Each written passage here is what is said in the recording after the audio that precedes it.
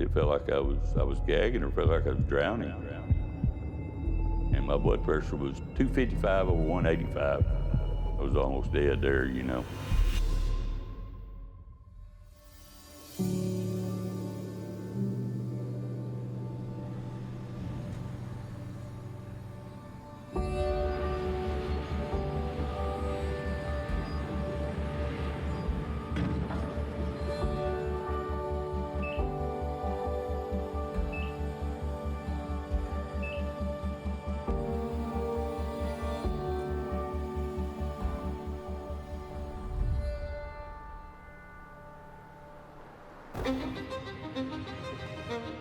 We're doing mainline distribution. We're actually the transportation part for natural gas.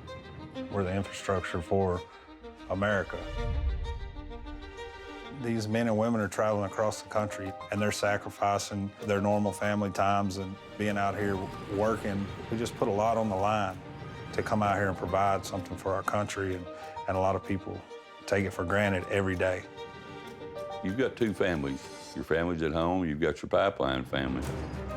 So we kind of lean on each other to kind of help us cope while we're on the road.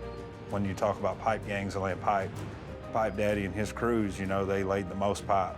He was a legend in the pipe gang. So we worked a few weeks together there, but we never got to really know each other. I got to put a face with a name. He was funny, it was freezing cold, and that's about it. And so 7 years go by, I'm continued on my way, and our paths never crossed again.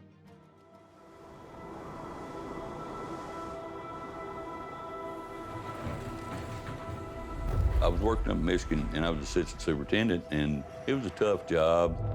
But, I mean, it was so cold. It was 30 below, and people's feet were freezing to the floor of the buses, and, I mean, it was dangerously cold.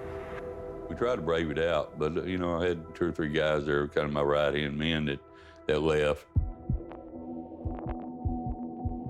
And so I went back to the motel room, and I laid down. And every time I did, it felt like I was gagging or felt like I was drowning, you know, and I'd sit back up. I got kind of scared, you know, and I went over to a buddy of mine that was still there in a travel trailer. I went up to him, you know, and as soon as I opened the door, he looked at me, he said, "Get in the truck." And so he took me to the hospital, and my blood pressure was 255 over 185. I stayed up there for a week, and it damaged my kidneys real bad. Kidney doctors, they told me you're gonna go on dialysis. I was really trying to think who to call. So I called Jared up, and like I said, it'd been 7 years since I'd even talked to him. And I told him, I said, "I need you to come up here if you would." He said, "I'll leave tonight." He just kind of came in and had my back, just took over the whole show. Once I got hired in, I made it to the right-of-way, and he was out there carrying the line because he was short-handed. And it was -20, and he could barely even walk. I'd go dialysis 3 times a week. Keeps you alive, but it slowly kills you. Make you itch, your ears start ringing, and I mean, it's an awful process, you know, but my kidneys were down to like 3 to 5%, you know, I mean, they were gone. I mean, it was tough, it really was, trying to run crews and stuff, you know. And I watched him just go from looking like he was gonna die out there, but what stood out the most was just his character and his attitude towards work and towards people and life. And he still appreciated what life he had. And so we were building such a good relationship there, and his ex-wife put a post up on Facebook. Their son had come in that morning and told her that he wanted to donate a kidney to his dad. And Lucas is the same age as my oldest son. God told me, do it now, don't wait. I had a lot of people get aggravated at me. My wife was very anxious. She got a lot of high blood pressure over it. And friends mad because I got 3 kids and things like that, but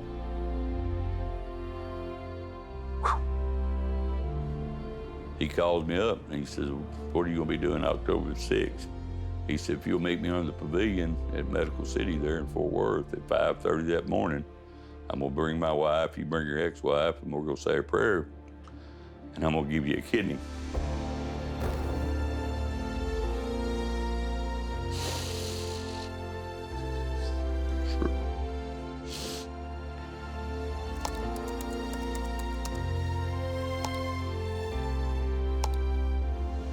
He's probably the most selfless individual I've ever met, for sure. Jared's got one kidney, and I've got three. I got one that is an All-American. It's a gamer. Oh, man. I have two, right? He's my angel. He's a 270 pound, 6'2", muscled up angel. Hopefully for other people, in all this darkness, you can see some light sometimes. You can be a change. Jared, I love you, and thanks to you and God for saving my life. You're my hero, without a doubt, and always will be.